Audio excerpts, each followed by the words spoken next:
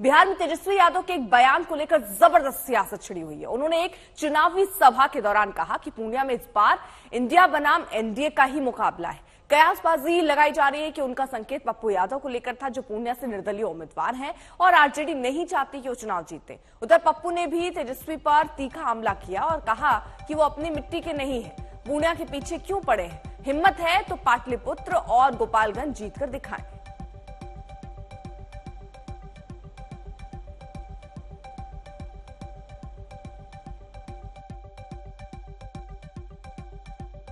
मेरे भाई इधर उधर नहीं, या तो एनडीए या तो इंडिया, या तो एनडीए या तो इंडिया, इधर उधर नहीं बटना है।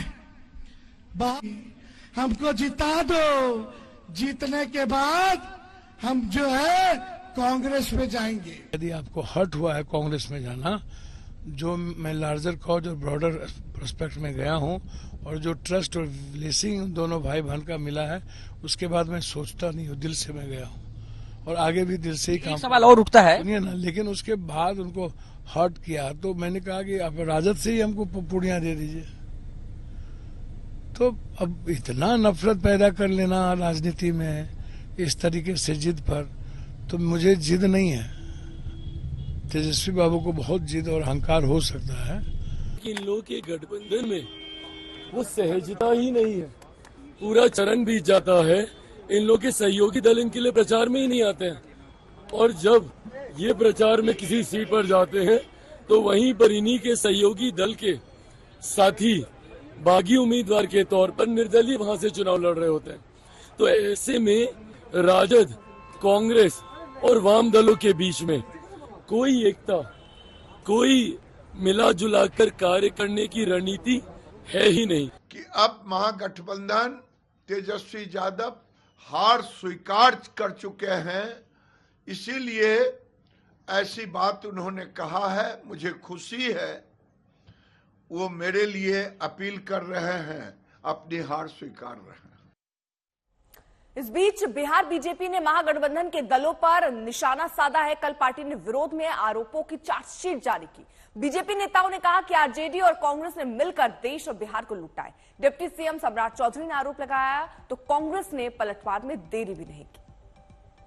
महागठबंधन ने जो इस देश को लूटने का काम किया, भारत को तोड़ने का प्रयास किया और लगातार इस अभियान में चले हैं कि भारत को लूट ले, इसको मोदी जी ने रोका। इस पूरे चीजों को हम लोगों ने इसमें स्पष्ट तौर पर दिखाया है कि कांग्रेस ने कैसे देश में गठबंधन के सरकार चलाकर देश को लूटा, उसके पाप क्या है। कांग्रेस के साथ साथ जो राजद है, इसने कैसे बिहार को लूटने का काम किया, देश के नौजवानों को लूटने का काम किया। भाजपा ने आज राजपाट में वो लोग हैं, इतना बड़ा इलेक्शन बॉन्ड का लूट कांड उसने किया, उल्टा चोर कोतवाल को डांटे, वही तो ये हो रहा है। उधर बिहार में भाषा का स्तर भी गिर रहा है।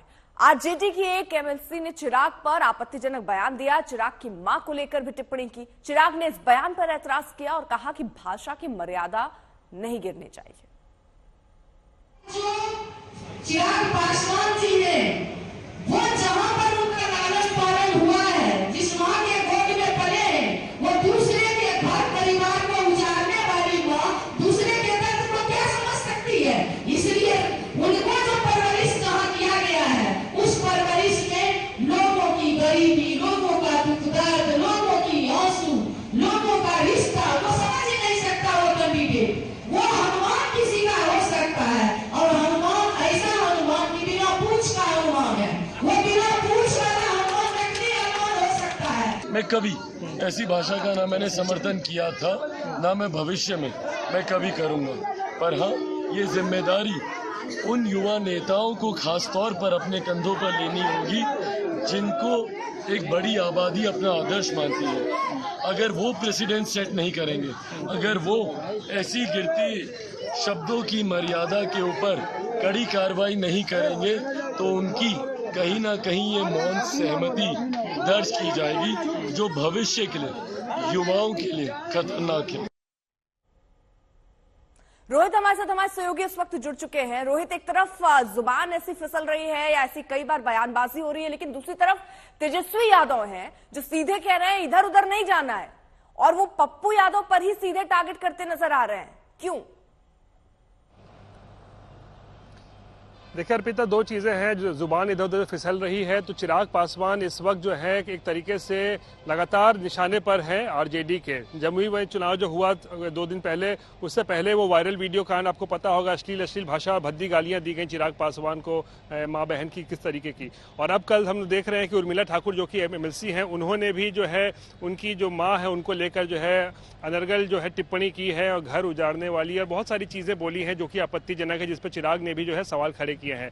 लेकिन दूसरी तरफ आप जहां पप्पू यादव की बात कर रहे हैं, तो तेजस्वी यादव लगातार अब 3 दिन तक पूर्णिया में ही कैंप कर रहे हैं। और जिस तरीके का कल वीडियो उन्होंने जो वायरल हुआ, जिसमें वो पूर्णिया में एक सभा कर रहे थे, जहां पर उन्होंने सीधा सीधा कह दिया, जनता से अपील की कि अगर आपको बीमा भारती को नहीं जिताना है, जो उनके आरजेडी उम्मीदवार है, मत जिताइए, लेकिन आप एनडीए उम्मीदवार को जिता दीजिए, संतोष कुशवाहा जो कि जेडीयू से हैं, लेकिन किसी भी कीमत पर पप्पू यादव नहीं जीतना चाहिए। ये संदेश जो है इशारों में स्पष्ट कर दिया। यानी कि अब सवाल ये खड़ा हो रहा है अर्पिता कि जब 3 दिन यहाँ पर पूर्णिया में कैंप कर रहे हैं तेजस्वी यादव, तो वो अपनी उम्मीदवार बीमा भारती को जिताने के लिए यहाँ पर मेहनत और कैंप कर रहे हैं, या फिर पप्पू यादव की हार को सुनिश्चित करने के लिए यहाँ पर कैंप कर रहे हैं। इसको लेकर अब सवाल खड़े हो रहे हैं अर्पिता। बिल्कुल, और ये बहुत दिलचस्प है कि वो सीधे कह रहे हैं या तो इंडिया के साथ रहिए या तो एनडीए के साथ रहिए, यानी बीच का रास्ता, यानी पप्पू यादव की तरफ मत बढ़िए, जो रास्ता उनकी दिशा में जाता हो।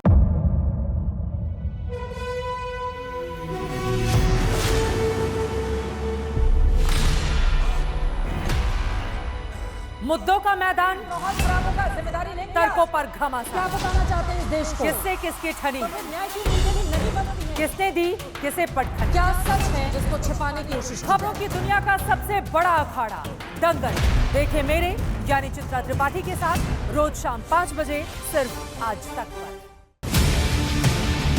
ना पक्ष ना विपक्ष, ना लेफ्ट ना राइट, ना मिर्च ना मसाला, खबरों का बोलबाला, निडर निर्भीक सबसे सटीक स्पेशल रिपोर्ट सिर्फ आज तक पर।